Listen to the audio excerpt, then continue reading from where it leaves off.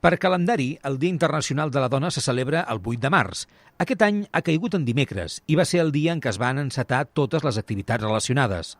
La biblioteca de Can Coromines es va omplir de gom a gom per presenciar la xerrada Decidides a càrrec de l'escriptora Elisenda Alberti. Durant l'acte es va repassar la trajectòria vital de 7 dones que han estat influents en la història de la humanitat. L'objectiu era destacar el paper de la dona dins de la societat. El llibre de Dones Decidides, 7 dones contracorrent, és un llibre que cada capítol és la biografia d'una dona, la majoria d'elles molt preocupades per l'educació, i realment quan llegim el llibre veiem cada una d'elles com va col·laborar perquè avui la societat comprengui, entengui i en certa manera la dona hagi assumit un paper molt millor que quan elles van viure.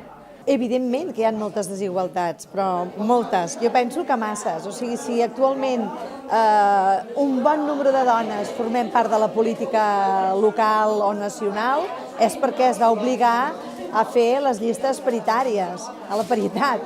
I si no, segurament encara no n'hi haurien tantes. Llavors, penso que s'ha de treballar moltíssim i conscienciar de que les dones estem tan o més preparades que molts homes. Per acabar la jornada, un petit pica-pica i un brindis pel Dia de la Dona. Ja en dissabte, diferents dones de Sant Pol es van reunir a Sant Pau per fer una rua reivindicativa.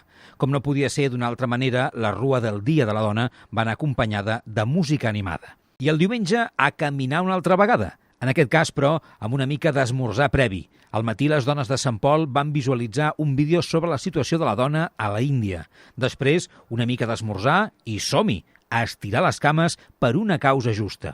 Bé, és que ojalà no ho haguéssim de reivindicar, perquè encara ens trobem que hi ha moltes dones que tenen feines poc remunerades, ens trobem amb violència de gènere constantment i que la dona no està prou valorada i, per tant, s'ha de fer. L'Ajuntament va repartir uns mocadors reivindicatius i tots els participants a la caminada el van utilitzar per recórrer el poble cap a la igualtat.